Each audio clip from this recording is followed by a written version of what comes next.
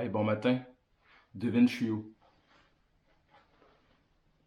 Aïe, aïe, je m'en veux. Il est bien trop tôt, en plus, c'est une mitaine.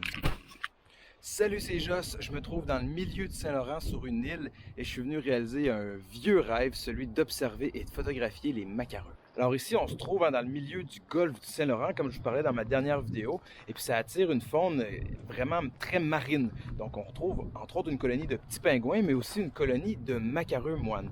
Il y a différentes îles. Moi, je me trouve sur l'île aux Perroquets. C'est la seule sur laquelle il se trouve des macareux qui est accessible au public. Donc sur l'île ici, il y a environ 250 individus de macareux et un peu plus de 700 petits pingouins. Il y a aussi d'autres espèces. Il y a des guillemots marmettes, il y a des éders à duvet, beaucoup de goélands évidemment. Il y a des mouettes, j'ai même vu des sternes, chose que je vois pas beaucoup moi sur la côte nord. Donc c'est vraiment un milieu très très riche et je vais tenter de filmer un peu les macareux pour pouvoir vous les montrer.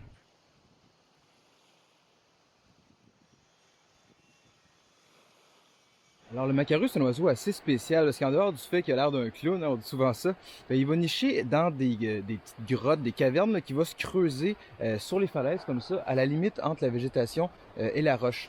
Donc il va pondre en général un œuf qu'il va mettre à l'intérieur et là, à ce temps-là, les petits sont nés, donc on les voit, ils reviennent du large avec beaucoup de poissons dans le bec, c'est assez impressionnant, là, ils reviennent avec du lançon en général. Les gens, dont moi, on est toujours surpris à chaque fois qu'on voit un macareux de se dire à quel point c'est petit. Je sais pas pourquoi on imagine ça comme un manchot empereur, on imagine un truc énorme, mais c'est tout petit un macareux. Ce sont des oiseaux pélagiques. Donc pélagique, ça veut dire qu'ils vont passer la majeure partie de leur vie en mer, donc vraiment loin au large, et ils vont revenir sur Terre seulement pour se reproduire. Donc une fois que les petits vont avoir quitté le nid, là, et puis c'est bientôt là, à la fin, au mois d'août, là, ben, les parents vont repartir au large, qui vont passer l'hiver là, avant de revenir au printemps prochain pour se reproduire sur l'île. Et comme la majorité des oiseaux qui n'ont pas de dimorphisme sexuel, les macareux vont revenir nicher au même endroit avec le même partenaire à chaque année, et même dans le même terrier. Là. Donc vraiment, ils sont vraiment fidèles à leur emplacement. Et puis leurs fameuses couleurs flamboyantes, ben, ils vont les perdre pendant l'hiver, ils vont devenir beaucoup plus ternes, pratiquement noir. Et bien ça leur sert à se camoufler un peu mieux, vu qu'ils n'ont pas besoin d'être flamboyants pour la reproduction des prédateurs. Bravo! Allez, on est 2 jours après, je suis sur la route de retour, puis je viens de réaliser que j'ai pas conclu ma vidéo.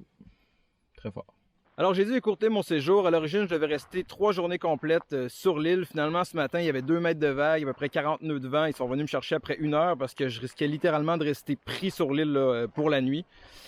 Hey, je pourrais dire, je risquais littéralement de rester pris sur l'île du littoral. Serait-tu drôle? Ok.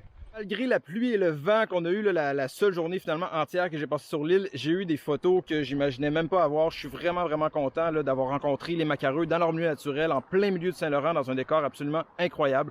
Donc j'espère que vous avez aimé suivre cette aventure-là avec moi. Puis comme d'habitude, n'hésitez pas à vous abonner à ma chaîne, à me suivre sur Facebook, Instagram, puis à aller visiter mon site web. Vous allez tout trouver ça dans la description. Et laissez-moi en commentaire là, si vous avez aimé ça, s'il y a des choses que vous avez moins aimées, puis si vous avez des idées d'autres sujets. Une prochaine fois, n'oubliez pas la conclusion. Salut! Moi, on dit que je suis pas fiable pareil, hein?